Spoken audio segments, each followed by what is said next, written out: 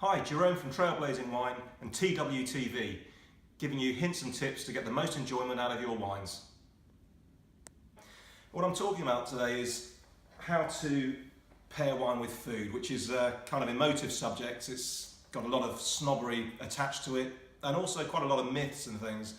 And the thing is, to dismiss it completely won't help either, because it means you won't get the most enjoyment out of your food and your wine. And if you're spending a lot of money on wine and spending a lot of time and money on your food, it's best to get the most out of it, the most enjoyment. So at Trailblazing Wine, we actually categorise all our wines by colour, and the colours indicate the style of the wine, and the style of the wine not only helps you understand the taste that you prefer, but also the main thing with the style of the wine is to give you a little helping hand into what kind of foods each style goes with. So we broadly categorise our wines into 6 types. With our white wines, we have black wines, which are crisp and fresh wines. Our yellow wines are floral and aromatic. Our orange wines are rich and creamy. Our blue wines are light and fruity. Our red wines are smooth and silky. And our purple wines are big and powerful. But what does that all mean? Well, what it basically means is that it gives you a little helping hand in terms of how best to match your styles of wine with your food. So, starting with our crisp and fresh wines, the black styles. Now, these wines generally come from northern climates, so cooler climates rather than the hotter climates, and that means there's less aroma on the nose. They're lighter in style, but they often have a lot of complexity and almost mineral sort of notes.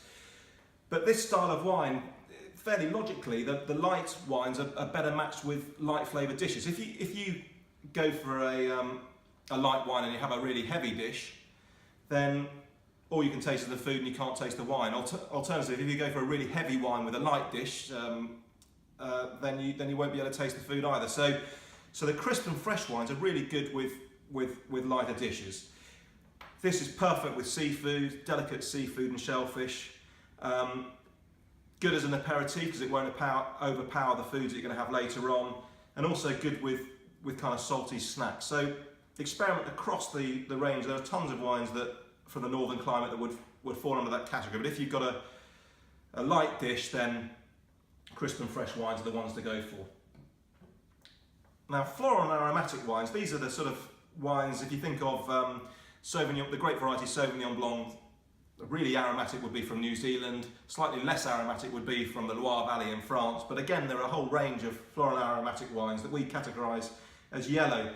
Now, floral and aromatic wines really lift the dish, so again, kind of vibrant dishes work well, and also slightly spicy dishes, so you can also go for contrast. So sort of Chinese or Thai food works really well with floral and aromatic wines, but also spicy food, Indian takeaways, that kind of thing. The wine will lift over it. Now, often the floral and aromatic wines have relatively high acidity. Now, the high acidity is the mouth-watering feel, that freshness, and that really is great when you're having a spicy dish because it just cuts through that spiciness, and that's a lovely wine to go for. So to try the yellow wines with spicy dishes or aromatic dishes is a perfect option. Now, rich and creamy wines, and these often have had a bit of a bad reputation in the past, particularly in the 90s and 80s, particularly with Australian wines that had artificial oak added, and they were just overpowered. All you tasted with that vanilla, and after half a glass, your palate had totally had enough. But actually, the rich and creamy wines are now delicious when they're made in a sensitive way, where the grapes are of high enough quality. The result is you get a lovely creamy texture, but you still taste that fruit coming through. So rich and creamy wines are worth exploring. They're generally more expensive because oak is expensive. So if you go for a white Burgundy, then you're looking at spending sort of 15, 20 plus pounds. But the experience is worth it.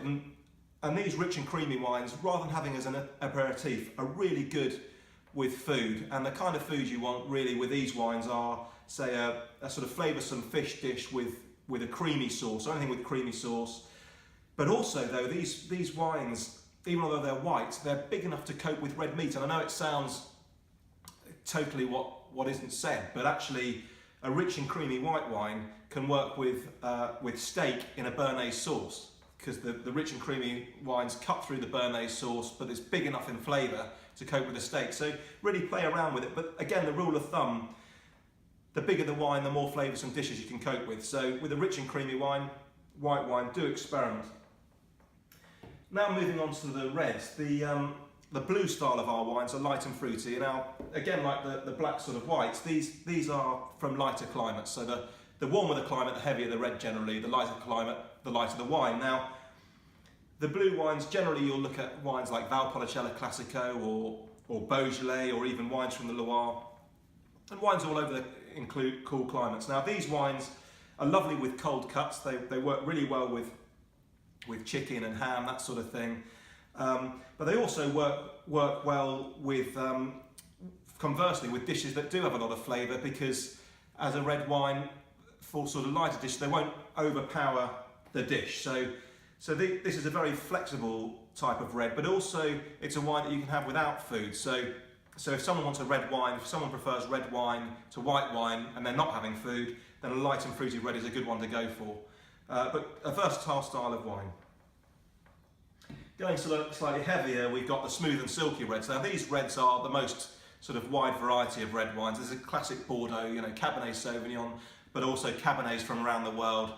And these are delicious, versatile style of wine that work with most dishes, but a really classic, a good smooth and silky red works really well with your kind of roast beef dishes. But it's kind of the style of wine that, if you're worried about the wine not working with the food, it's one of your safest bets with red meat dishes in particular, so lamb and beef. It's a good option to go with. So certainly your roast Sunday lunch, perfect to experiment with these wines. And then moving to the really heaviest style of reds, the big and powerful reds. Now, again, it's a taste preference. Some people find them too overpowering, but it depends on the dish again. So these wines come from all over the world, but generally hotter regions. So you're looking in France, you're looking at the Languedoc. In Italy, you're looking at southern Italy, Puglia, that sort of area, or Sicily. And then Australia, sort of hotter climates in Australia. Now, these wines are really good with your very full flavoured dishes. So go with your stew, 24-hour stew, and dishes that are really rich dishes. And what you'll find is, when you taste a big and powerful red on its own, it might be too heavy. But when you pair it with a dish that is equally heavy, you'll find that the wine becomes softer and easier to drink, and you'll really get the most out of food. So this is just a start, but I hope that gives you enough to experiment and to start to try within this framework. And as I say, we really encourage you to explore across these different styles and pair them, follow that food pairing guide, and you're going to get a lot more out of your food and wine pairings. Thanks very much.